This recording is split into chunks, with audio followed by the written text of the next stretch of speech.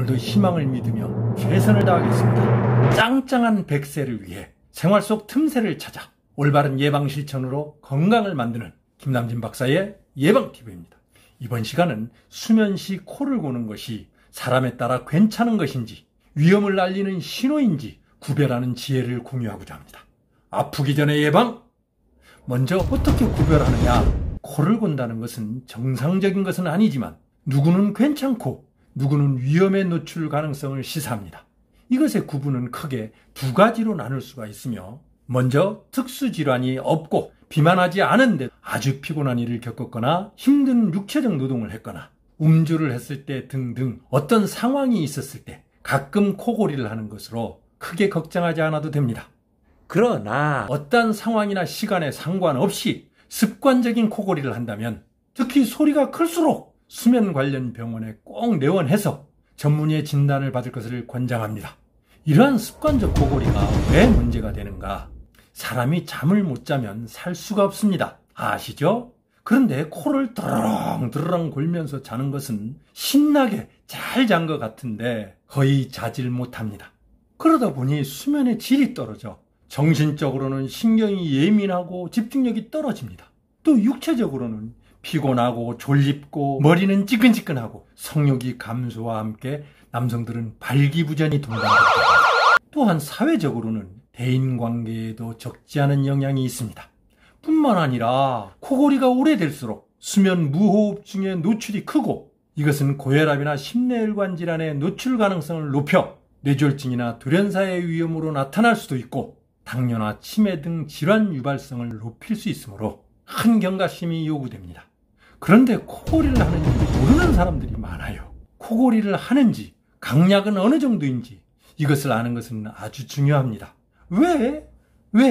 그래야 주의를 하든 각성을 하든 병원을 가든 하니까. 그런데 자신이 코를 골면서 고는지 안 고는지 모르는 사람이 아주 많습니다. 그래서 코골이 여부를 확인하는 몇 가지 방법을 추천드립니다. 가장 정확한 것은 전 국민이 필수품이 된 휴대폰으로 자기 전에 녹음 앱을 다운받아 아침까지 베개에서 30cm 이상 떨어뜨려 놓고 켜놓는 것입니다. 그리고 아침에 확인하면 됩니다. 또 하나는 아침에 일어났을 때 입이 마르거나 입을 벌려서 잔다면 코를 곤다라고 예측해도 좋습니다.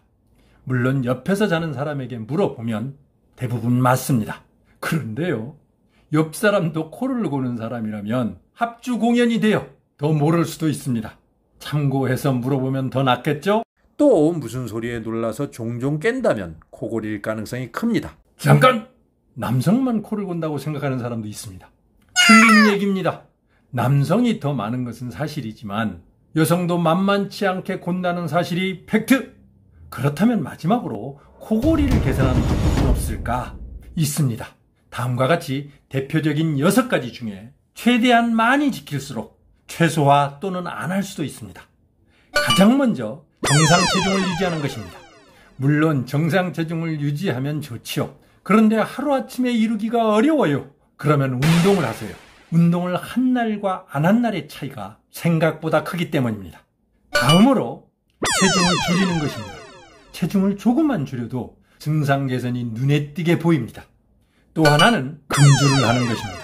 이것 역시 어려워서 술 마시면서 안 하는 방법 알려달라 합니다. 그래서 차선책으로 마실 때 과음하지 말라, 한 번 마시고 나면 2, 3일은 쉬라, 이러면 그나마 도움이 됩니다. 또 하나는 금연하는 것입니다. 이것이 아마 가장 힘들 것입니다.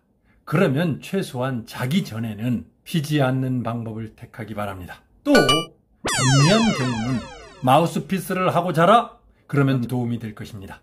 마지막으로 감기약을 복용한다면 꼭 전문의에게 말하기 바랍니다.